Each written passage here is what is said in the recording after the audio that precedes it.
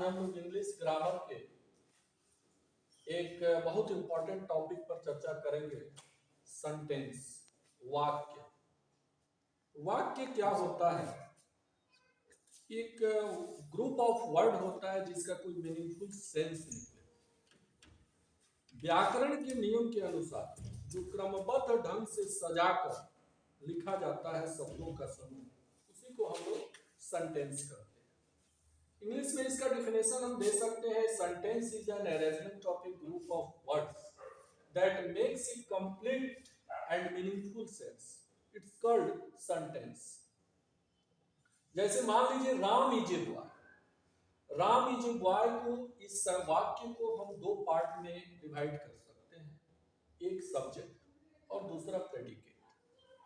Subject जो speaker होता है, जो बोलता है या जो कोई कार्य करता है, वही सब्जेक्ट कहलाता है। तो इसमें राम सब्जेक्ट हो गया और इज ए बॉय प्रेडिकेट हो गया। हिंदी में इसी वाक्य को हम कह सकते हैं राम एक लड़का है, अर्थात राम इसमें कर्ता हो गया, लड़का कर्म हो गया, है, राम एक लड़का है, वहां जाकर क्रिया सबसे अंत में लगा। लेकिन इंग्लिश में क्या होता है कि सब्जेक्ट पहले आता है, तब क्रिया का प्रयोग करते हैं और तब ऑब्जेक्ट का प्रयोग करते हैं। इसके लिए हम सारे ग्रामर का अध्ययन हम करते हैं और उसको जानते हैं। सबसे पहले हम आपको ये बताना चाहेंगे कि काइंड्स ऑफ सेंटेंस, यानी इस वाक्य को हम कितने भागों में बांट सकते हैं।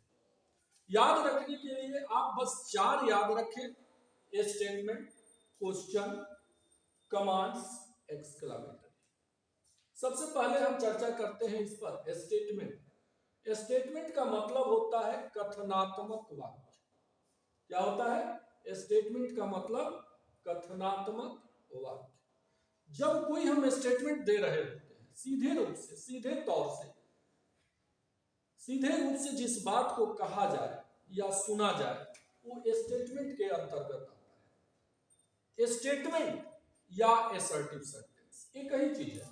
या हम नीचे आपको बता रहे हैं कि स्टेटमेंट या असर्टिव सेंटेंस आप इसे कह सकते हैं। दूसरा इसका है क्वेश्चन। क्वेश्चन का मतलब होता है प्रश्न सूचक वाक्य, या इसे हम इंट्रोगेटिव सेंटेंस भी कह सकते हैं। तीसरा होता है कमांड्स। कमांड्स या इंपरेटिव सेंटेंस भी इसे कहा जा सकता है। चौथा और लास्ट एक्सक्लेमेटरी सेंटेंस। अब वन बाय वन करके हम इस पर चर्चा करेंगे। स्टेटमेंट, स्टेटमेंट या असर्टिव सेंटेंस। स्टेटमेंट या assertive sentence. There are 2 types of statement or assertive sentence: affirmative sentence and negative sentence. Affirmative sentence यानी सकारात्मक वाक्य जिसमें नॉट का प्रयोग नहीं किया जाता, जिसमें नॉट का प्रयोग नहीं किया जाता है। दूसरा नेगेटिव सेंटेंस जिसमें नॉट का प्रयोग किया जाता है, जिसमें नॉट का प्रयोग किया जाता है। दूसरा पॉइंट है हमारा क्वेश्चन। क्वेश्चन यानी क्या? Interrogative sentence. क्वेश्चन यानी इंट्रोगेटिव सेंटेंस। ये 2 प्रकार के होते हैं। एक इसका पार्ट होता है यस वर नो मॉडल और दूसरा पार्ट होता है इसका WH word. Yes or no question क्या होता है? जिन प्रश्नों का उत्तर आप केवल हां या ना में दे सकते हैं। जैसे क्या आपने खाना खा लिया? रिप्लाई आपका क्या आएगा? हां, नहीं खाया है तो नहीं। Yes or no, only reply जिसका हम यस वर नो में दे सकते हैं, उसे हम कहेंगे इंट्रोगेटिव का यस वर नो मॉडल।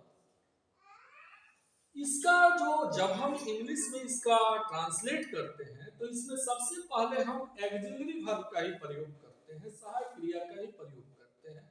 जैसे सहायक क्रिया हो जाए या मॉडल वर्ब्स हो जाए, मेन वर्ब्स हो जाए, इसी का सबसे पहले हम प्रयोग करते हैं। जैसे is, am, are, was, were, have, has, had, do, does, did.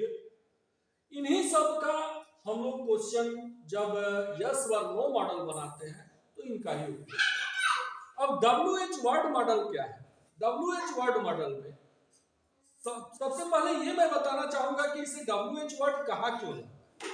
WH word इसे इसलिए कहा जाता है क्योंकि जितने प्रश्न सूचक शब्द होते हैं ये WH से ही शुरू होते हैं। जैसे व्हाट हो गया, व्हाई हो गया, वेयर हो गया, हाउ हो गया, व्हेन हो गया, विच हो गया, हुम हो गया, ये सारे वर्ड जो है WH वर्ड से ही शुरू होते हैं। तो जिन प्रश्नों का उत्तर आप विस्तार से दीजिएगा, जैसे हैव यू ईटन, तो रिप्लाई आ सकता है यस व नो।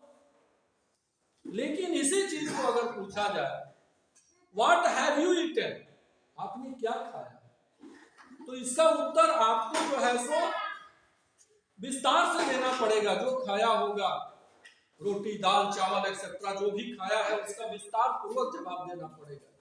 तो जब किसी वाक्य का हम विस्तार पूर्वक जवाब देते हैं तो उसका शुरुआत WH वर्ड से ही शुरू किया जाता है और उसको WH वर्ड मॉडल कहा जाता है। उसे क्या कहा जाएगा? WH word model. फिर एक बार मैं रिपीट कर दूं आपको, स्टेटमेंट। स्टेटमेंट क्या हुआ? कथनात्मक वाक्य हुआ। इसके दो पार्ट हुए। इसे स्टेटमेंट या असर्टिव सेंटेंस आप कर सकते हैं। असर्टिव सेंटेंस दो पार्ट होते हैं, एक अफर्मेटिव सेंटेंस में रखते हैं और एक को नेगेटिव सेंटेंस में रखते हैं। Affirmative sentence do not use not, यानी इसमें नॉट का प्रयोग नहीं करना है। अगले सेशन में जब हम बताएंगे कोई ऐसा भी नेगेटिव सेंटेंस होता है जिसमें नॉट नहीं भी लगते हुए उसे नेगेटिव माना जाता है, तो इसके अगले सेशन में हम लोग उसका चर्चा करेंगे। लेकिन अभी हमको इतना ही जानना है कि अफर्मेटिव सेंटेंस में नॉट का प्रयोग नहीं होता है, do not use not. Negative sentence में हम लोग नॉट का प्रयोग करते हैं। इसके बाद क्वेश्चन को मैंने समझाया। क्वेश्चन सिंपल ही आप इतना जाने कि क्वेश्चन क्या है? Interrogative sentence. इंट्रोगेटिव सेंटेंस इसको दो पार्ट में ले लेंगे, यस व नो मॉडल और एक WH वर्ड मॉडल। धन्यवाद। आज के सेशन में इतना ही। अगले सेशन में हम आपको कमांड्स और एक्सक्लेमेटरी पर लेके चलेंगे।